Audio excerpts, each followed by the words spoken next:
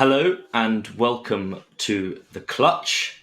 Once again, I am Spike Laurie, your apparently moderator and also judge. Obviously, my judging skills weren't quite up to the task, so I've been given a moderation role instead. And I'm joined by two very esteemed people in the investment and games industry. First of all, Vincent Vercelli, the head of incubation at level 256.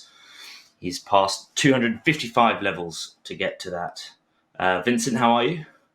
I'm fine. Nice to be here. I'm really happy and looking forward to hear our startups. Excellent. And we are joined, graced, I'd like to say, not physically, not through video, but through the dulcet tones of audio by Helen Sarah Gammons, the Media and Entertainment Relationship Manager at HSBC Private. Hello, Helen, can you hear us? Hi, Spike. I like to think I'm having the voice of God today, which is quite fun.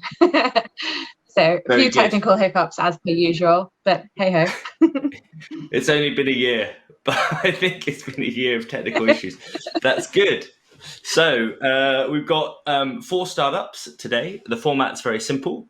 It is simple because I've only been told it this afternoon. I wouldn't have remembered it otherwise. It is we've got a 5-minute pitch from each of the startups, and then we will have a 15-minute Q&A session where Vincent, Helen, and myself will put questions to the founders. And we will then do that 4 times, 4 different startups. We'll then go and deliberate in a secret antechamber, and we will let ESI know our verdict at the end. So we're really, really excited to do this. I think without further ado, we'd love to hear from the first startup and founder, and I believe that is Dragoni. Yeah, hello. Thank you for having me. Yeah, my name is Mark Cole. I'm founder of Dragoni. We started in 2018. We're an esports betting company, gambling company. We are UK registered, and our philosophy is giving one place where people can bet, read stats about teams and players, and also stream it. I've got the here. Yeah, there we are. Perfect. So yeah, as you can see, we UK. At the moment we're based in the UK. We completed our SCIS round, and we're going to the EIS round. And not to repeat myself, we're UK gambling committed. And obviously esports is a big thing in betting right now. It's one of the keywords in the industry. Hang on. Yeah. So why esports betting? Well, it's the fastest growing betting market in the sector, and the last 2 years, obviously, Corona's assisted that. And as for us, as Dragoni, why us? We're committed. We're built by esports watchers and viewers, and passionate about it. And unlike conventional sports books, we've actually formatted and built the UI around a gamerific system, so gamers would be recognizable to the platform and logging on instead of getting the quite daunting legacy providers, which are often full of just pure betting. So yeah, I mean, we've had so we're requiring 450k investment. That is EIS approved. And we're in one of the fastest growing sectors in the gambling industry, and obviously within esports as well. So we have our capabilities in terms of our team. We have 4 years in fan engagement between our team members, 30 years in gambling experience, as well as 10 years in esports. So that gives us a good rounded group to build this system. And we're all registered and trademarked, and we also got regulated, and also the code. So all systems are go, and we are actually gaining users as we speak. Hang on. go forward one. There we are. So we have at the start we decided to go through a web browser based system because our initial market research showed that a lot of gamers watch esports while playing them at the same time, but we are reactive and we do have an app. So for those for convenience outside of their computers can log on.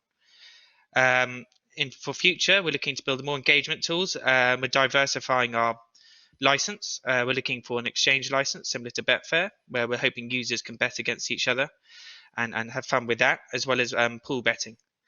In terms of the product side, in future, we're looking for machine learning and additionally adding more games. At the moment, we offer CSGO and League of Legends, obviously the two biggest, and CSGO has a past with betting, and a League obviously being the biggest esport.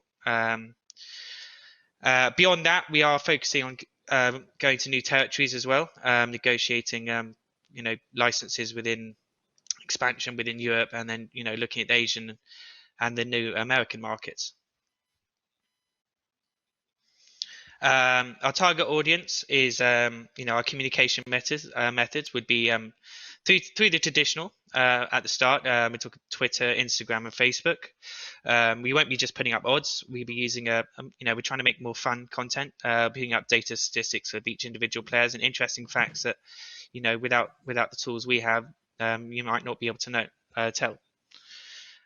Also we're looking at we're looking at Twitch and other formats.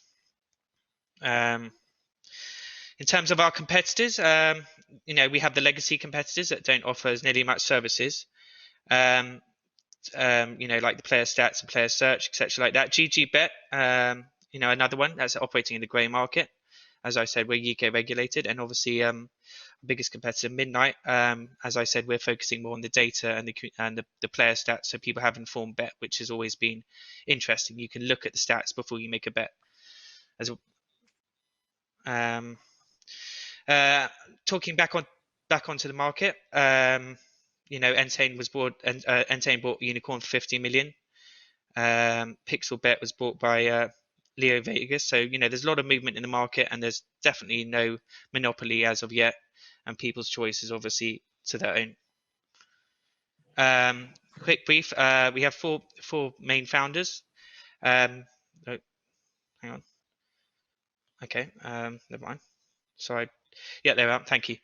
We have four founders. My founder with partner Carl, he's worked within startups. Our head developer Rob, he's worked within 40 years in the gambling industry, and has a lot of experience in code. And George is our strategic advisor, who has worked with a lot of businesses and startups. Our product plan. This is basically just a lead up and what we've accomplished since we started. Obviously, this is ongoing and adding new features and games, etc., like that. So with the funding, 40% of that would be to marketing. Adding some more developers and front end and back end, and probably some content to go along with it, as well as increasing those license spaces around the world. Sorry. There we are. Yeah, thank you very much, and I hope the time was within constraints. Great, thanks. Excellent presentation. Vincent, I wonder if you, or Helen, if you want to kick off the questions, if there's anything that you'd like to ask. Yeah, sure. Hi, Mark. Thank you for your presentation. Very clear and very synthetic. I love the project, and I love the betting market. We all know that it's something that esport enthusiasts will be keen to bet on the application. But what I'm thinking is that you're located in UK for now, and you have a UK license. And I'm thinking of the legal issue you might have when you will expand in Europe, for example. You talked about the American market, but did you think about the European market? And I can see in France, the betting market is very, very regulated. So how will you address those issues and problematics? So to start off with, the UK license is the hardest regulatory body on the world. Okay. So all our systems will be very adaptable, and any other country we would already pass with our KYC systems, age verification and things like that. We are ready for the affordability checks, which are coming into the UK. So any system that will follow, we would be able to account for in other countries. In terms of legal premises on that, what you'd have to do is we'd have to start, a side company using us, and therefore be a marketing affiliate. So once we've got this license, we will then look to get other licenses. And having a UK license, if you were to expand to another country, they see you operate under a UK license, you're highly more likely to get that license than if you were operating in a grey market. Okay, yes, I understand. Okay, thank you. Helen, do you have any question to add? Absolutely, yeah. Mark, thank you for your time. It was a very clear presentation, so thank you for that. I'm interested more on the soft side of it. So tell me what your vision is for the company. Where do you want to take it? What do you want your company to stand for in sort of 5 years' time? Where do you see that? Well, I mean, I built this company from the ground up, and including the UI and the layout design, to be very esports focused. This is not just through betting. Hopefully, the revenue from betting can support other factors we'd like to do in esports. I mean, living the dream. I mean, one day I'd like to begin a team, start tournaments, and really be involved in the esports, ecosystem as a whole, rather than just an outside look as a bookmaker. I'd like to become the brand and the name become more synopsis with esports than just bookmaking. Very cool. Mark, can I ask a question? Having been on the esports ride for the last 10 years, I think the esports betting has always been quite a hot part of the industry. Sort of it's coming, it's here. I'm not entirely convinced by that, and I think if you look at some of your competitors who have whose numbers are public, because that's the fundraising that they had to go through, the numbers look very bleak and don't look particularly good. And so, really, the question to you is on product market fit. What evidence do you have, or what evidence is there that the esports enthusiast, the gamer, wants to bet on esports games, and who is currently making that money from the gamers? So, I mean, I don't think you should look at esports as one entity in its whole. Each game has its own, market type. So, for example, CS:GO is doing very well in the betting. Betway pushed little marketing budget and supposed to be seeing a huge capitalization on that. Obviously, using that feature originally trying to use that feature to get draw their customers into football or other betting, but since they began, they've now pushed a lot more into their esports offering. Sponsoring teams and things like that, and also Entain buying Unicorn for 50 million does show a big market improvement. I do think what's lacking is how to approach esports and betting and to the user. Because betting, any legacy bookmaker, the site is very daunting. You log on to Bet365 and you're if you don't know, have never bet before, then it's very hard to tell what to do. So it's the approach is very systematic on how you present it to the customers and how to teach them. Also, it's important not to be a bit ethical about it as well, because esports and gamers are very savvy to this type of thing, especially with the exposure and loot boxes and etc. So what we're trying to do is just promote a bit of fun there. Our main user base we want to go for is called the basic user. That's little and often bets. Do you know how big that market is, or what is being spent on Counter-Strike games? What is being bet on Counter-Strike games a year?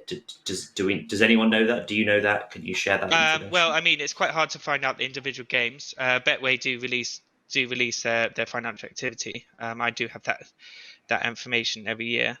But what we look, what I think like you said, CS:GO. I mean, there will be some games predominantly more betting friendly, like CS:GO, for example. So our users, for example, the the CS:GO has definitely been the predominant one in terms of the expenditure per user.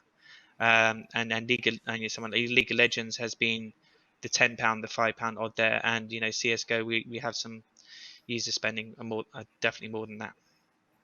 But in terms of your question, is it publicly listed which games? No, I'm afraid I have looked into these are public companies, but their breakdown isn't that intensive. So Mark, could you give me your sort of expected breakdown over the next couple of years? Where do you see your income coming from, and what do those figures look like? So in terms of, if we start with users, we've actually categorized our users into six different users. So you go from the super premium user, which would 10,000, to the one-off user, which would be less than £100 a year. So taking that into account, what we've done is actually taking the statistics from football, and one of the lesser it is a big market, but in terms of viewership to betting, it's a smaller market compared to racing. And what we've done is taken that, and we've taken that figure and taken those user bases and worked it out from that. So the 6 user groups we have is a super premium user. That would be the one-off, the very high roller, and then so that'd be 10,000 above. And then you go down, like I said, to the less than 100. This is, it's the base. We base this all on the filings of the high street betting companies and the public listed companies. We looked into their accounts and their yearly reports, and this is how we got to the figures. But are you referring to the cash flow? Are you? Yeah. Talk me through that. Okay. Hang on. Can I just get that up? Give me a second. Do you mind if we come back to that one while I get it up, because I'm on a laptop at the moment? Yeah. I fear we might not have time to go into that much detail, but Vincent, anything else that you wanted to ask? Well, No, on my side, it's really fine and really clear, and thank you for all the details you gave us, Mark. yeah, I'd like to push that point a Sorry. little bit more that Helen mentioned too, right? What is your revenue forecast for 2022? What's your revenue forecast? Top line, I don't think we need a detailed cash flow, but I understand your methodology. I'd also challenge you again, going back to the original point. If you know how much a public betting company is making from football, do they split out how much they're making from games? And why aren't you using that as the benchmark to work out your splits, rather than going straight to football, which is a very established betting sort of sport? No, so I misworded that. So football has the lowest conversion rate of viewers to bettors, unlike something like horse racing. So I was saying what we do to work out our systematic approach in that is using those metrics as the lowest conversion rate, and converting those esports viewers to bettors, and so that has the lowest conversion rate of that percent. So that's how we base it. Our so for example, our customer acquisition cost at the moment, we're predicting about £100. And in terms of next year, we're looking at about 360k revenue, and then in 2023 we're looking at to over £1 million. But obviously it's quite hard to tell with customer acquisition costs, because it's not that listed. But the average on betting companies is about £200 to £300. Obviously, this there is a lot of movement in this market already, but I do think the way you angle this is very different. Without the sponsoring teams like football teams, so that brings down the acquisition cost a lot.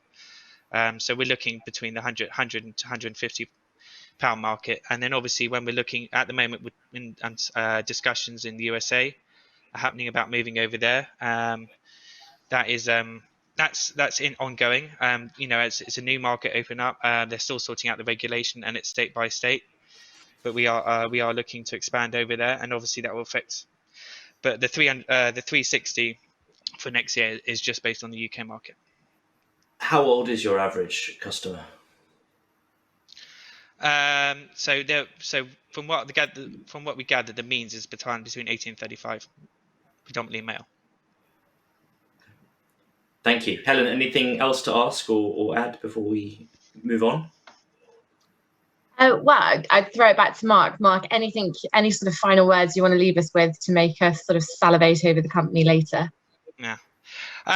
Basically, our approach is, is expansion, really. I mean, we are looking to the UK as a market, but we're also looking to abroad. And as I stated before, the UK licenses are hardest to get, and if when you're doing an application to another country, it makes it a lot easier and a lot better access. We're also in discussions with partners abroad and overseas to going over there and a web share basis, and obviously that reduces the risk a lot.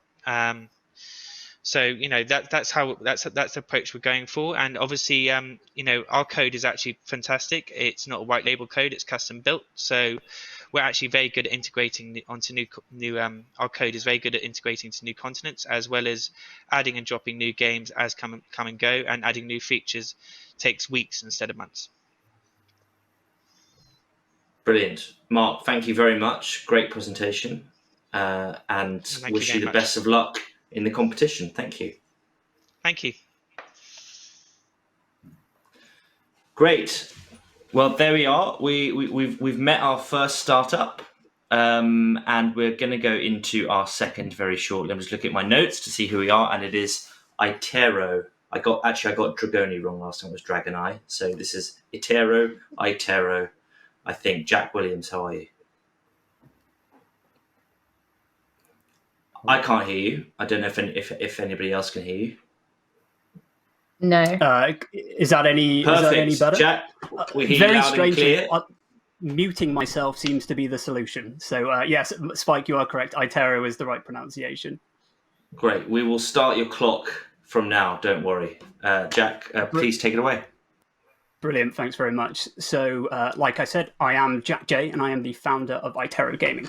And what we're trying to do at iTero is use artificial intelligence to moneyball esports.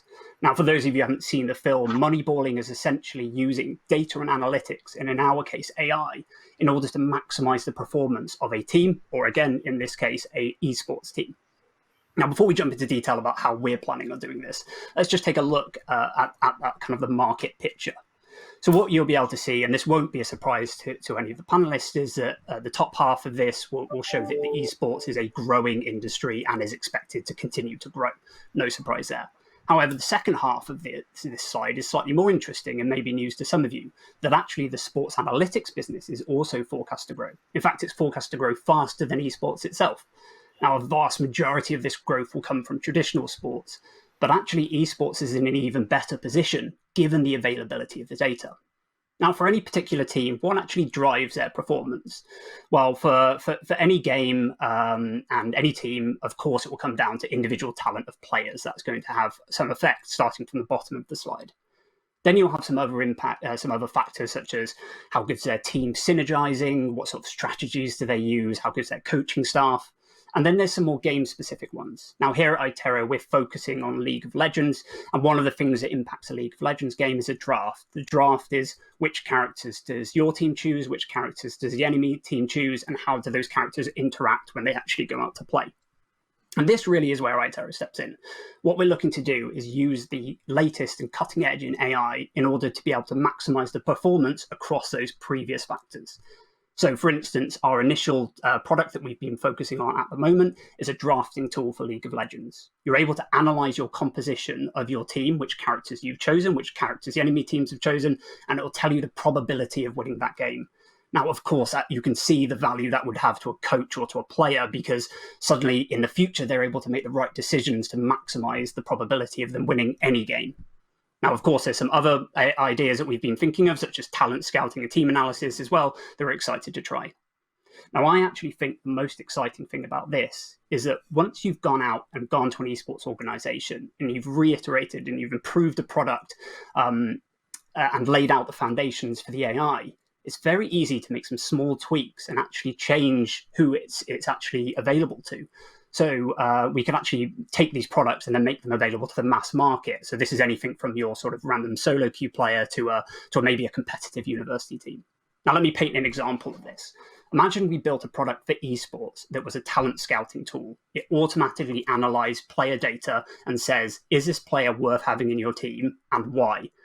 Now imagine flipping that on its head and you have a product available to any player in the world who could analyze their own games, and it will tell them how close they are to being scouted by a team and what factors they can do to improve the chances of that. Just imagine how popular that product would be. Of course, we can't talk about the future growth of the company without talking about alternative games. So expanding to other games is obviously important.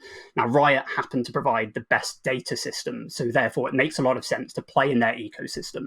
However, of course, there's other great esports titles out there that we'd also be interested to get involved in. Now, from a financial standpoint, there has to be a massive grain of salt here, because we actually so far in our journey have 100% focused on technology. So we're at the stage where we just have products that we've built, that we've trained to be able to predict the results of a League of Legends game.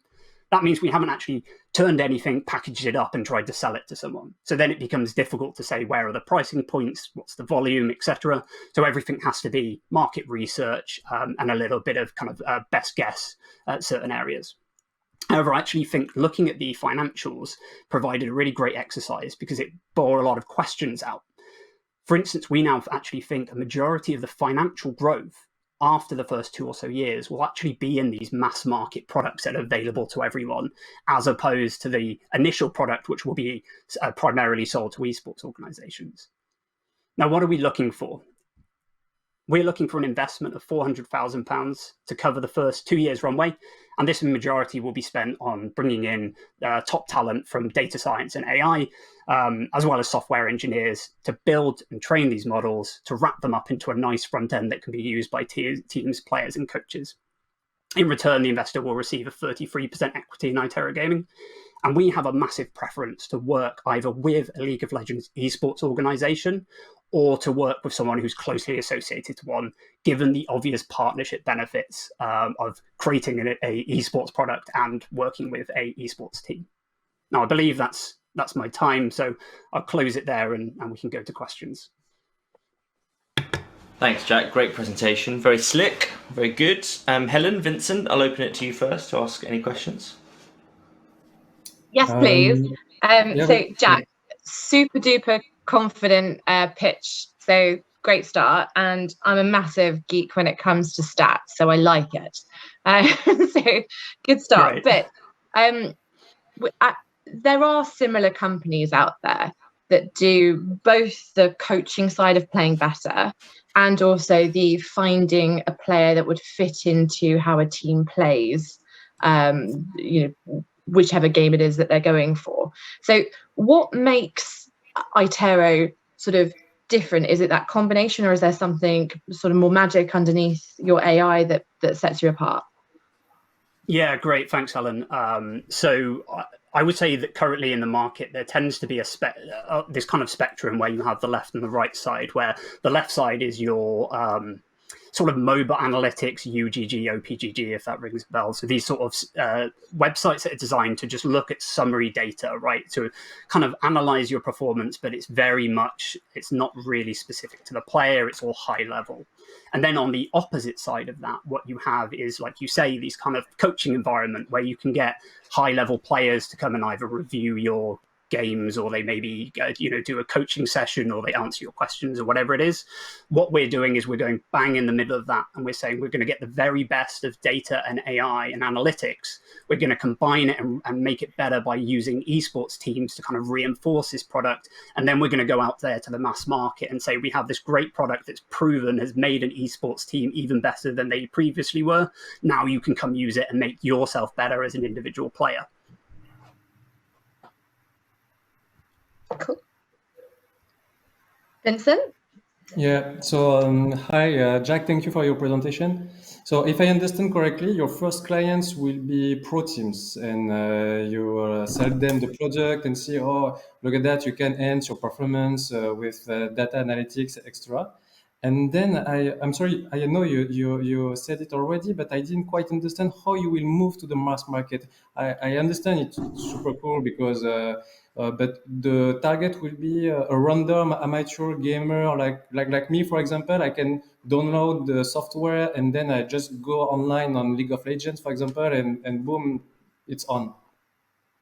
Yeah, precisely, and I think that's a well summarized version of what we're doing. So initially, what we're looking to do is go and refine the product.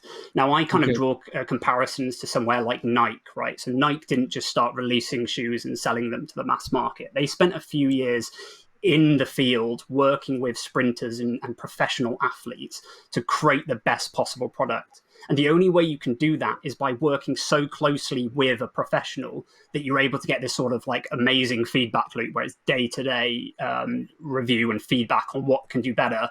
And even better than that, the person who's giving you this feedback is at the top of the game as well. So that's what we're looking to do initially, is to build these esports products that are designed for the top tier, highest echelon level of play to make them even better. But then the technology itself is actually not restricted. It's very easy to take that technology and say, okay, rather than looking at professional play, let's look at your, Vincent, your random solo queue games, and let's see if we can do the same analysis using the same really well-developed, refined tools to be able to provide you with good feedback on how to become a better player. Okay, and one of the features of your solution, the software, is during the draft selection, the selection of your champion on League of Legends. But as I understand it, it's live. Like your team is selecting a champion, and then the AI can choose for you which one is the best opponent. But is it that how to say? Is not that forbidden for a pro team during an official tournament to use an AI intervention? You know what I mean? Yeah, absolutely, it is. They can't turn up with a computer and plug in as they're going. Exactly. Not only that, but if I went to a coach of an esports organization and said, "Hey, don't worry about coaching anymore. This AI will just do it for you," I'm gonna get laughed out the room, because obviously there are flaws to AI that it doesn't understand some levels of complexity. Yeah, of what instead it is any esports organization will spend maybe an entire day talking about how they're going to what strategies and draft they're going to use for their upcoming opponents.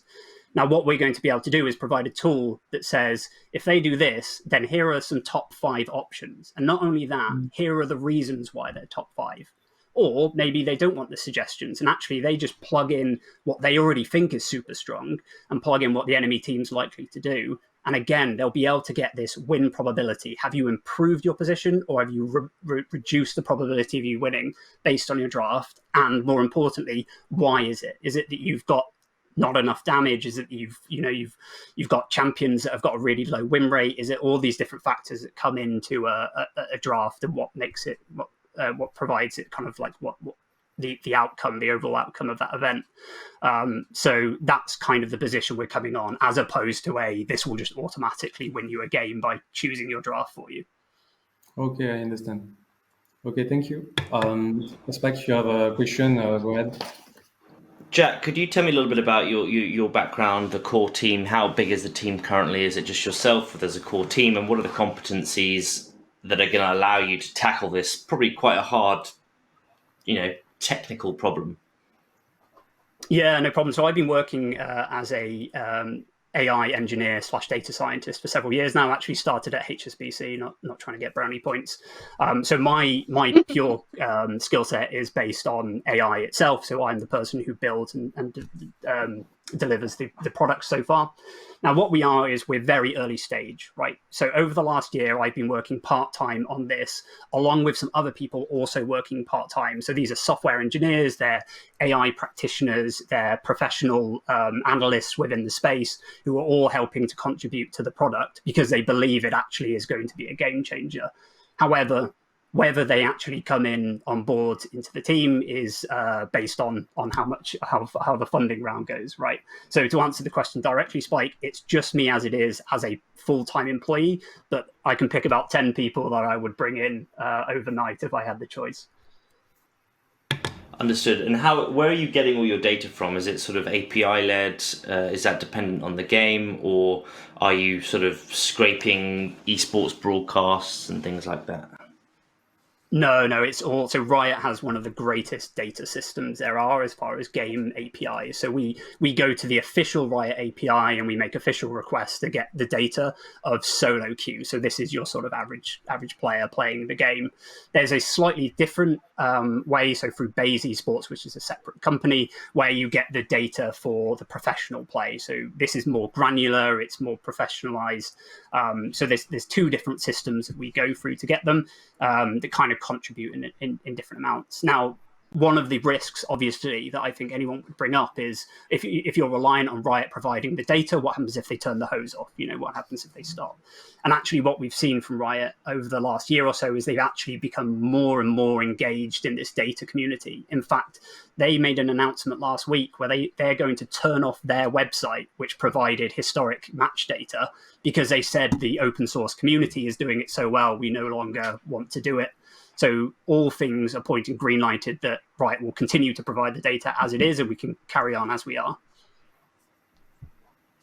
Great, thank you. No problem.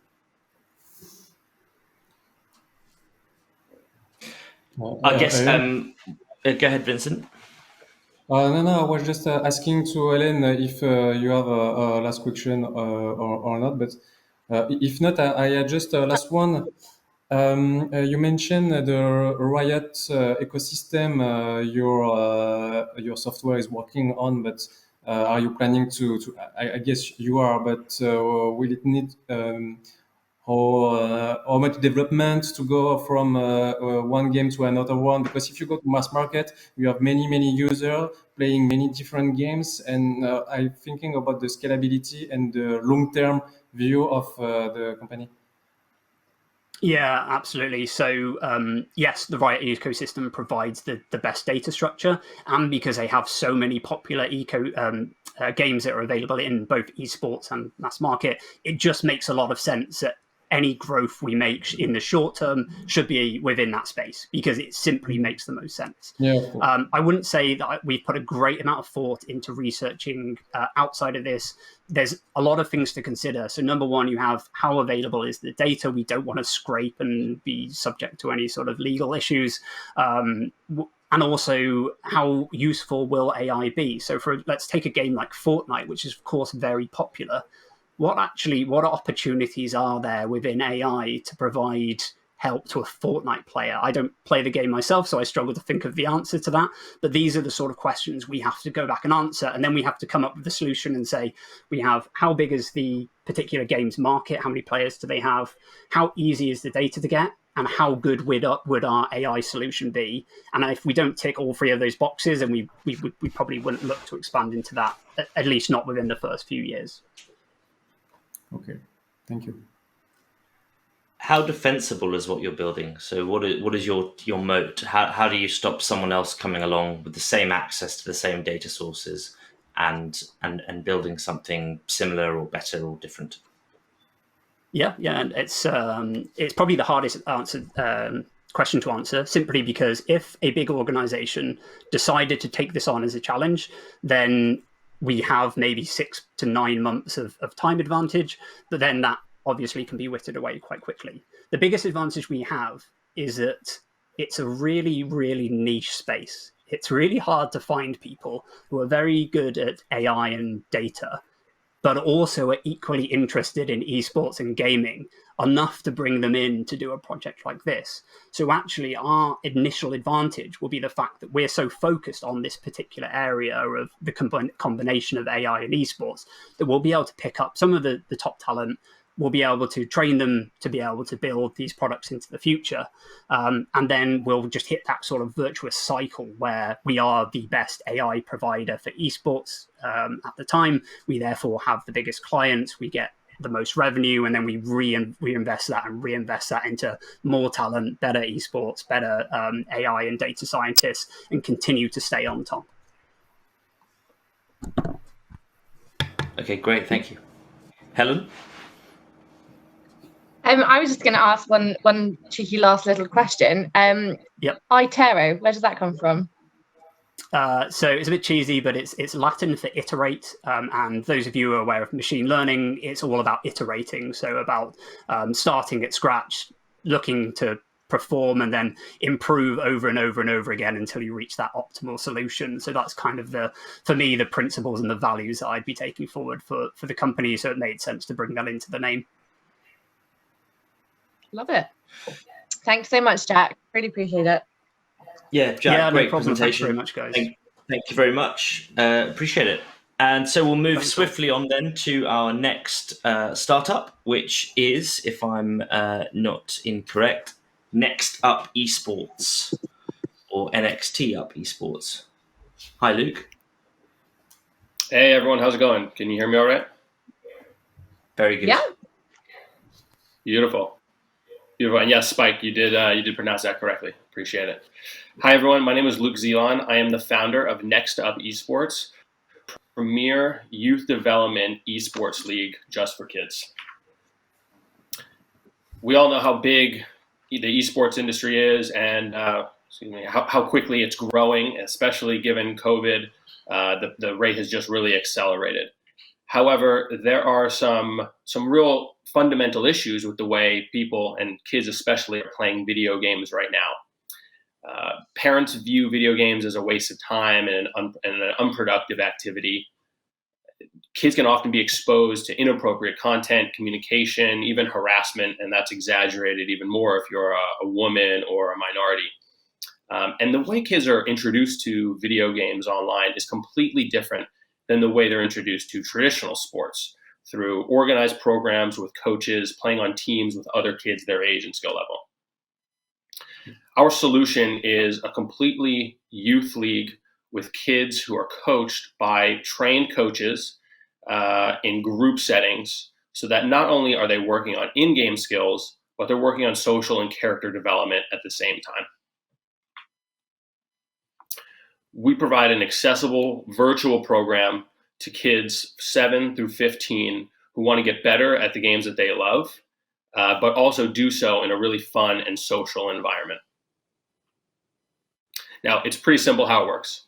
Kids and their parents go online and find one of our programs and the game that they like best. It could be a Fortnite league or a Minecraft after-school class. We then put kids on teams with others their age and skill level so that there's a real social bond that can be formed. And we assign them each a coach after we've sourced them, trained them, put them through background checks. Finally, that coach will then run the team of kids through weekly practices, help them get better at individual skills, game strategy, and then team scrims. We are a mass market play. Not yet are we a pathway to a pro. There's too many people trying to focus on that, and that's going to come from the publisher on down and the pro teams on down. We want to give all kids a great first gaming group experience. So we focus on the training programs at first when the kids are young, and as they age up and their gaming habits mature, we'll be able to expand our offerings to our user base based on their skill level and what they're looking for.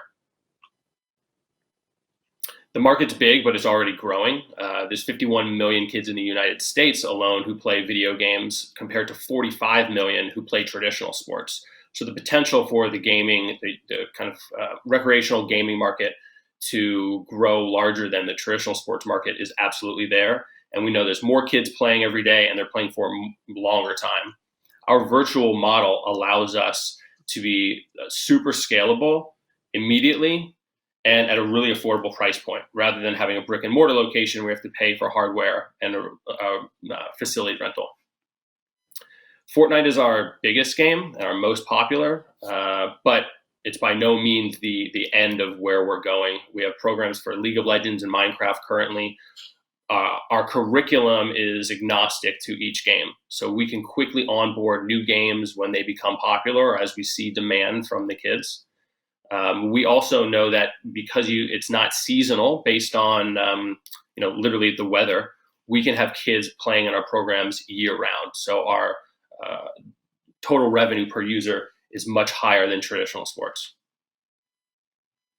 We're already in 26 different states in the US. We've been in operation for just about a year now.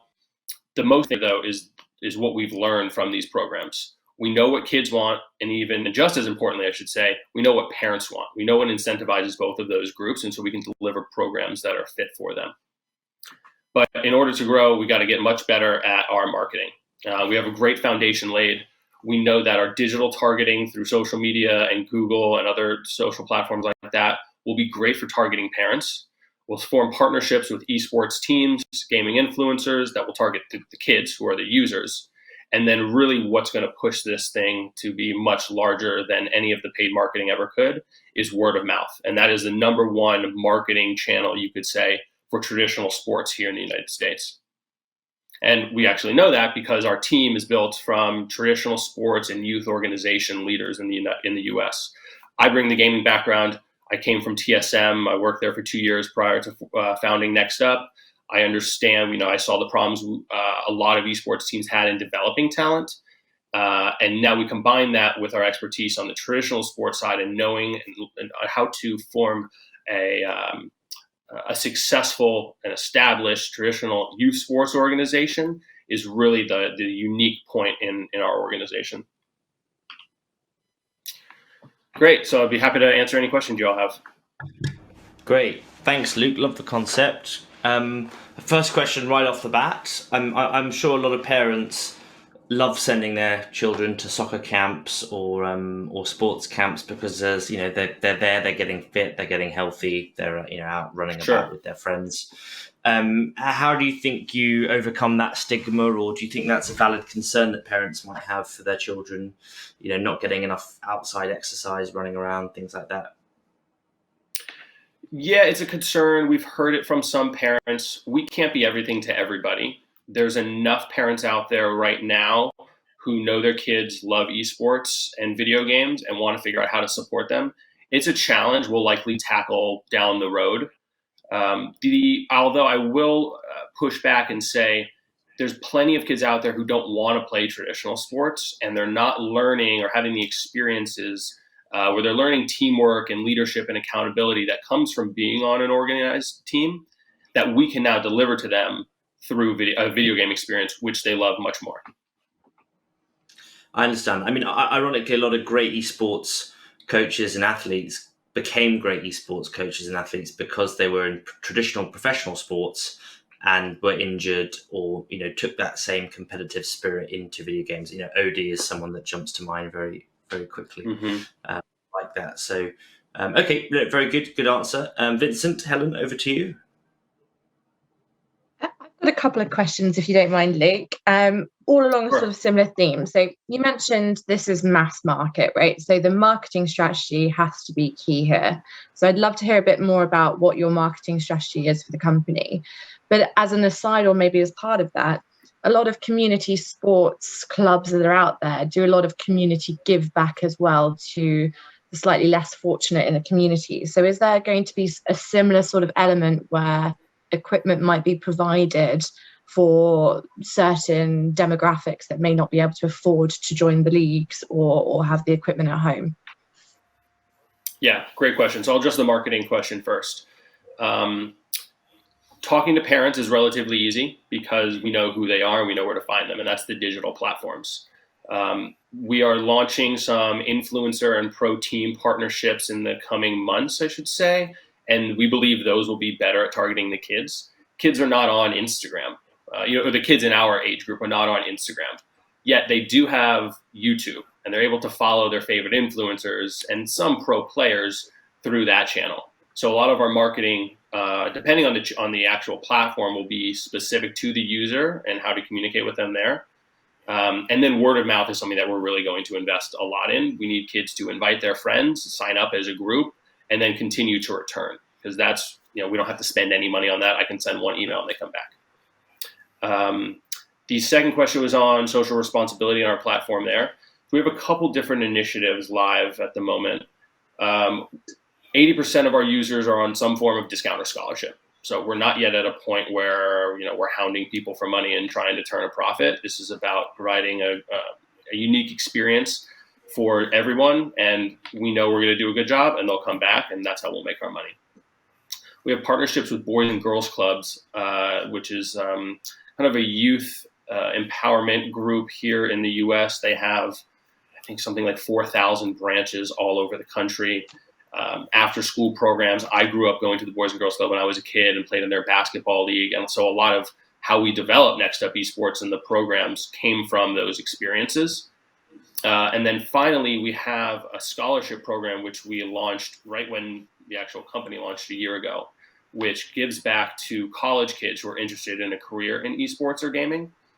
That is not only to help the college kids with financial and educational resources, and we'll do some seminars in the coming months as well, but it also gives us a closer tie to the college esports programs, which is where we get a lot of our coaches from. Very cool. And so, I mean, talk me through what are you looking to raise at the moment in terms of capital, and how quickly is that going to allow you to scale? We're about to start a pre-seed raise for $1.5 million. Majority of that is going to go to marketing. A portion of that will go to some headcount, which will help support the marketing programs and retention programs. We believe that we're going to be able to get up to we're working with the hundreds of kids right now on a season-by-season basis. We can, with that kind of money, we can get up into the thousands on a season-by-season basis. Revenue is not really our goal right now. We know that will come. This is about expanding the reach and improving the group and cross-season retention numbers. Thank you. Hi, Luke. Thank you for your presentation. I like the next step. It's really nice to have kind of a safe zone where children can play, and it's very nice for if you are a parent, you can be safe and everything's fine when your kid is playing video games. But how will you check the identity of the age of the children playing in the groups you are making? Because I assume it will be like with an algorithm or with something to make groups and programs and coaches. So how do you check the 8-year-old children is really the one is saying, because it is the point of all the projects? Yeah, great question. So we have to be careful about what information we're asking from or asking about the children, just due to privacy laws. So we're very careful about that and making sure that we're in line there. Coaches are empowered to do a lot of this checking themselves. We actually don't ask the kids to turn on any forward-facing camera for fear of any just kind of issues that parents might have for that. And there's still some of that going on. Some kids love to do it though. So, we allow them to do so. School IDs are a great way to do the checking. Now, someone could forge a school ID. At the moment, it hasn't been an issue. It's one of the things we train our coaches on and are very clear about all the time. If you see anything that's suspicious, please let us know. Some of our policies include making sure that kids are not sharing any personal information. That could be an email, that could be social media account handle, their address, even what city they live in. We ask them not to share that. And if parents want to get in touch with another parent so that their children can play another time when we don't have practice or camp, that all funnels through our organization. Okay, I understand. And the program is made for to let the children increase their skills on any video games that they want. And if they just want to play a game just like that, is it for video games, gaming, or it's only esports, or it just how do you the coaches are pro gamer? Maybe you said it, I didn't understand, but who are the coaches? Coaches are college level players in the United States. So I have relationships with a lot of the college esports teams through my time at TSM, and I've continued to do outreach to continue to build our network there. The game or the program will vary in its goal based on the actual game, based on the age level of the kids. And then oftentimes we just have different types of programs. So we have after school classes running right now. And we have beginner, intermediate, and advanced level classes for Fortnite, for example. Okay. The beginner level classes are much more casual. The advanced classes these kids are there because they're really good and they want to get even better. And so what we teach, the actual skills and strategy, vary drastically for each class. Okay, I understand. And you can even mix a program with video games and traditional sports. You play 3 hours of Fortnite and then you go 2 hours of football, or I don't know. It could be a good mix to say to the parent, okay, look at my child, he's playing video games, but he's also doing sports and homework. I don't know, it can be like something like that. But okay, cool, thank you. Thank you. So I think, Luke, one of the questions I'd have for you is about scale. The concept works because you're taking coaches, pairing them with kids, giving them lessons. How do you ensure that you can scale that business to really reach that addressable market that you've been talking about, but still keep the safeguarding measures in place, the personal touch in place, the relationship between the coaches and the kids? Yeah, so in the medium term, we can take kind of a marketplace approach where we are kind of selling the coaches as much as we are selling the parents and the kids on the program. And there's enough college kids and skilled players in the US to meet that demand. If you compare what we're doing with our traditional sport counterparts, like Little League Baseball, which is a massive youth baseball organization in the United States, majority of those of the coaches are volunteers. So we're developing content to help coaches become better or start from ground zero and actually build up their skills. And that will literally be minute by minute how to run a practice, what drills to do, what creative maps to use, and those kinds of things, so that we can continue to grow the number of coaches and the number of players. I like the idea of the marketplace. I fear that you therefore come into safeguarding issues because you are, a little bit more hands off. You're not handpicking the coaches and the kids. So I wonder if there's a technology play there where, you keep the audio logs, or you have recordings of all the sessions between people, so that if things could get flagged, if there were issues, you're still responsible and you're still overseeing that rather than just being a pure hands-off marketplace. Yeah, you're absolutely right. We'll have to do that. It won't be. I've used other similar platforms that provide video game coaching, and a lot of it is, here's the coach's email, figure out a time to meet. We don't want to do that. We want to own the relationship because, well, for a few reasons, safety is the chief reason. But secondly, if a coach and a player develop a professional relationship, we lose that business. We don't want that to happen. But again, more importantly, we need to make sure that all content communication is appropriate. And so living on our platform is definitely like what we'll have to do forever. And sort of just a question on progress. So what sort of progress have you made to date? Where are you in terms of delivery? I see that you've done some tests, fantastic, but sort of where are you on your product roadmap and journey? So our core programs are all live, I'd call them. We've run several leagues. We had 5 weeks of summer camp, and we're running after-school classes right now. Those are the core programs for the entry-level players.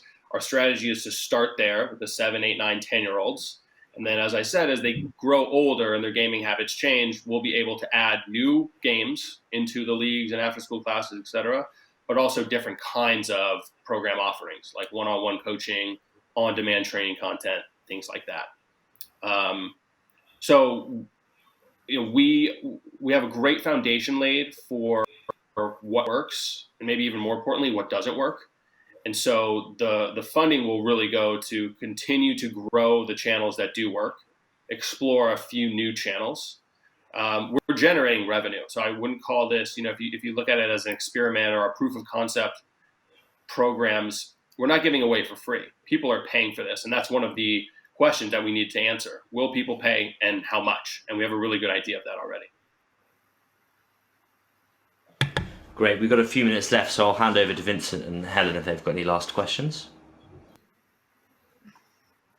Can you go back to the composition of the team? It was the last slide, but it went so fast, so I didn't understand how many people are you and what is your background? Sure. My background, I've kind of spent time in the traditional sports and the esports space my entire career. Most recently at Team Solo Mid.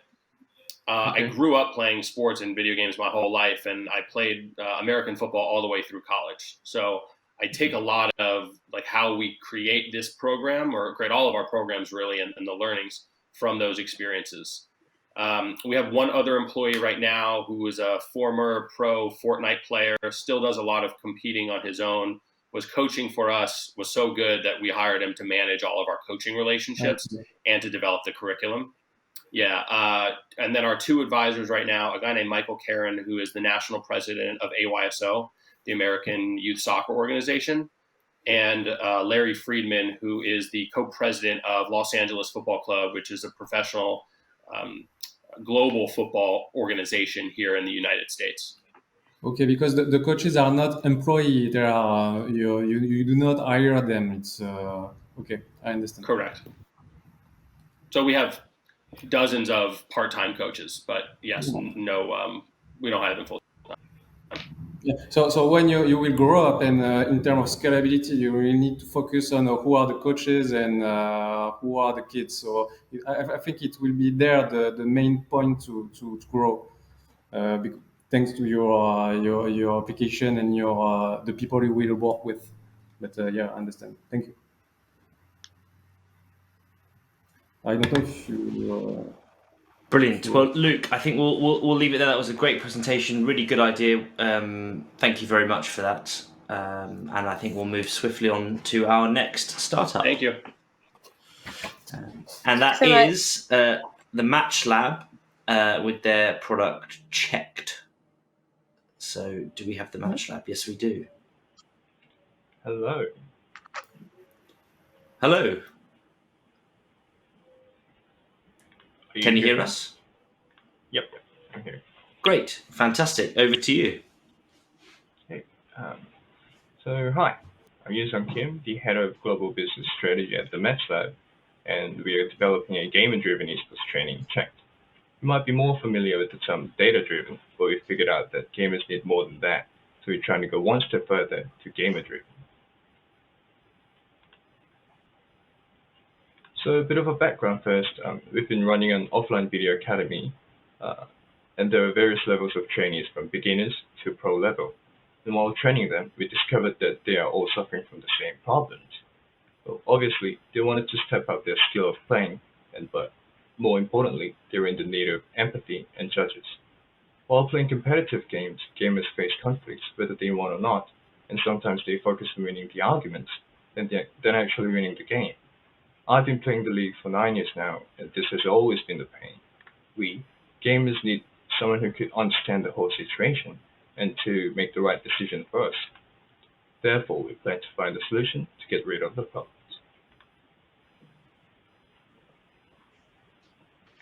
Eventually, we could solve this through designing our training into 3 experiences. First of all, your game data will be broken down into detailed analysis to identify your weakness, and through diagnosis, you'll get to understand the weakness in depth and the ways to improve. And lastly, in management, will keep you motivated and to only focus on gaming by removing external factors with reasonable decisions. Our journey did not stop at the academy. We moved our scope to the global gamers, and yes, they were suffering from the same problems. So we decided to develop our proven methodology into an algorithm and built it into CHECKT, the online solution. CHECKT has an identical structure to our original training system, and let's see a demo.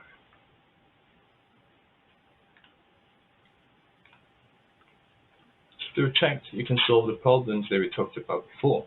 Simply, you just need to type your name, Spike. We structured our analysis with what's most important and easy to understand for the users, and the data will be compared to the average of same level, assessed for each criterion, and to meet your coach, welcome to the training. From experience, we figured out that acknowledging your weakness is the most important and efficient way to step up your level of playing. You should also note that based on your performance, there's a key factor in the gap between your lowest games. So once you set your goal, we'll provide you with the indicators you need to accomplish and keep record of your playing. More importantly, we'll stay with you to check the conditions apart from gaming skills that make up your performance. So you only need to focus on putting your best effort at playing. So when you come back after playing, here's what we believe gamers need the most. If you detect any extreme external factors caused by trolls or smuts, you can delete that game from record. Stress relief.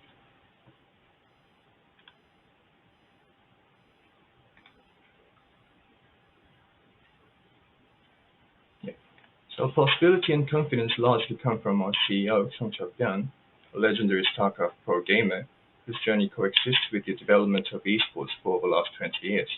He discovered the needs of global gamers through his career and is moving forward to resolve it with the team. Our team consists of 15 esports enthusiasts, from pro gamers to professional educators, and as a team, we are building up each other's professions to create an original game education. And for our business model, we're planning to charge $6.99 per month for unlimited access. And we are targeting 1% of 12 million ranked gamers from Korea, North America, and Europe. Also, we expect to diversify our revenue stream by adding more games to our training service in the future. Since launch, we are continuously collecting feedbacks from users, and based on that, patches have taken place to apply the user insights. We are rapidly moving forward to become the first mover of esports education technology. We came from offline academy conducting studies on gamer problems, and to solve the problems, we are now in the development of our online solution for League of Legends, which will be wrapped up this year. Next year, we're planning to add more games starting with Valorant, and ultimately, we're aiming to provide an ecosystem where ordinary gamers can make money through a gig working platform based on a tool in which they will share experience and knowledge. So through CHECKT, we hope ordinary gamers can make a better gaming life out of it. Thank you. Brilliant. Great presentation. Very slick. Very easy to see what's going on there. You didn't mention there, well, you did mention where you are as a product. Are you raising money at the moment? Is this something that you're looking to fund? What, if so, how much, and what do you want to use that money for to be able to move your roadmap forward and succeed? Yes, we're planning to raise $2 million, and with that, we're trying to speed up the development, to hire more developers, and as a marketing strategy, we're trying to hire streamers in the global market. So we're trying to boost the marketing strategy. Excellent. Okay, Vincent and Helen, as usual, I'll pass it over to you. Sure. So you mentioned quite a punchy target of 1% of the sort of pro Korean gamers that you're after. That obviously is going to take a lot of marketing. You briefly touched on the funding going to a marketing strategy. So what does that look like? How are you going to sort of convince them that this is a product they need? Well, the 1% was not of the pro gamers, but all of the global gamers playing the ranked games in those 3 servers. Were you talking right? Yes. So how what's your approach to sort of those gamers? Yeah. How are you going to onboard them? So I'd say our most valuable strength is our experience from the academy, and that the team is made up of professional gamers and educators, meaning that we've been validating our methodology and logic through the academy. So with what we've proved, we only need sufficient time and effort and support. And, well, compared to other companies that are doing the training solutions, they're in the stage of proving if their logic works in the market, which we have completed from the academy.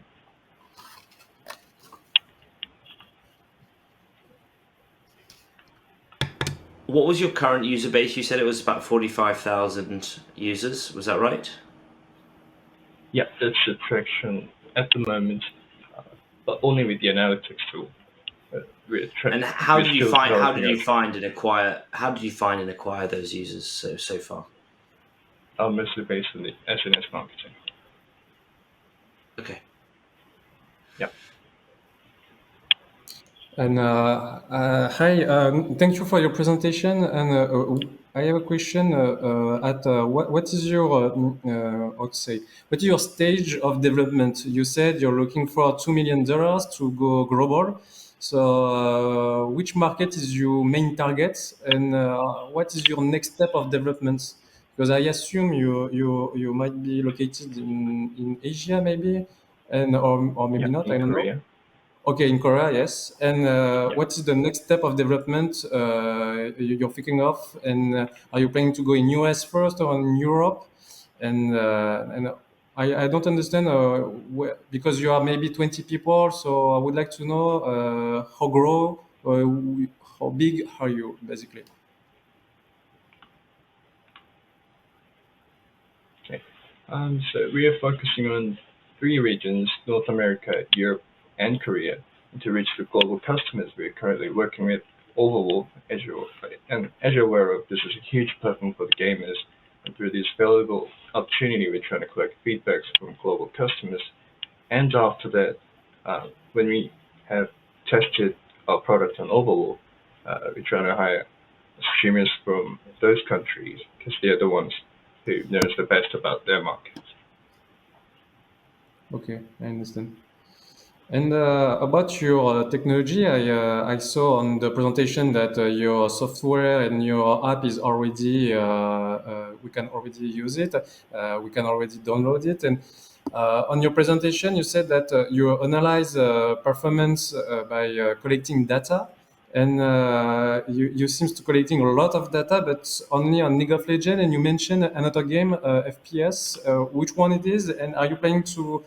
How long does it take to develop a new setup of indexes to analyze performance and collecting data on a new game? Okay, so what you saw on the demo video is going to be completed by the end of this year with League of Legends, and the FPS game. We're trying to go with Valorant.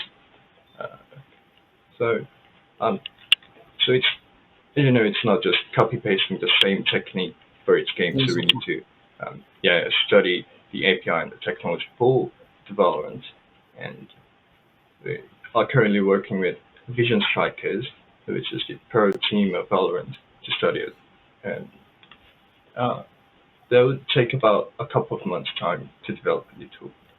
Okay. So when we consider investing in new companies, one of the biggest things we look at is the experience of the team that are running the show.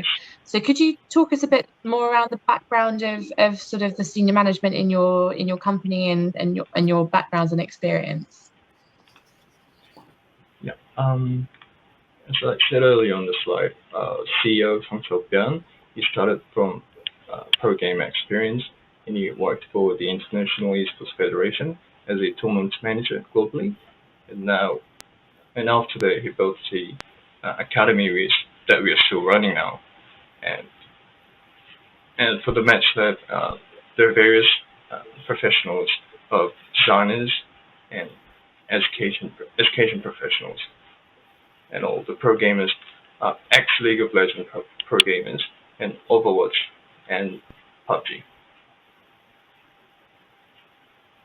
And yourself, what's your background? Sorry, I'm not hearing. Oh, what's your background? Oh, interestingly, I used to make music. Yep.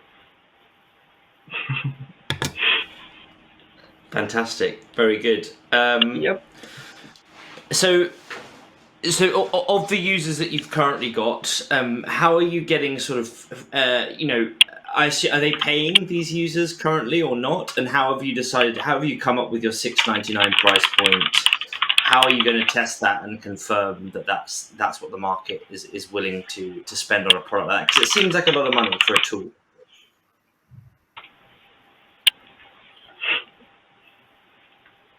Well, it could sound quite a lot for thinking it as a tool, but it's actually a training system. So you can, with $6.99 in a month, you can continuously use to boost your skills and to keep following your tracks. And So how are you going to validate that price point, or how have you validated that price point, or what feedback have you received from gamers, if any, that that's the right price point? Yeah, we've been doing surveys and researches in Korea at the moment, but as a result, we found out that it's quite a reasonable price. Okay, very good. Any question, Vincent or Helen? Any last questions for Yoonsung? No, it's fine for me. It was really clear that the application seems really easy to use. So even me, I want to download it just to see how terrible I am on League of Legends. And yeah, I'm fine. Brilliant. Thank you so much. It was very interesting. Thank you very much. Great presentation. Yeah, thanks, guys. Well, there we are. I think it's been 4 really interesting startups, 4 great presentations, 4 great presenters. We will now go into our conclave, I think, to make our decision, and we will send the smoke up very shortly for Sam and the ESI team. But Vincent or Helen, any last comments you'd like to make before we head off? Oh yeah, thank you. I don't know. No, but I'm excited. Sorry, Vincent. Go ahead. No, I just said I don't know how many people is watching live now, but thank you for being here and thank you for having me with you. It was really interesting. Very different projects and from people in Asia, in USA and UK. So it was really nice to hear them. Brilliant. Well, thank you very much, everybody. It was. I think. I was going to say, compared to last year, I think we've got some good variety of different types of companies. So I'm excited to see your take on them. Yeah. Great. All right. And with that, we'll scuttle off to our conclave. Thank you.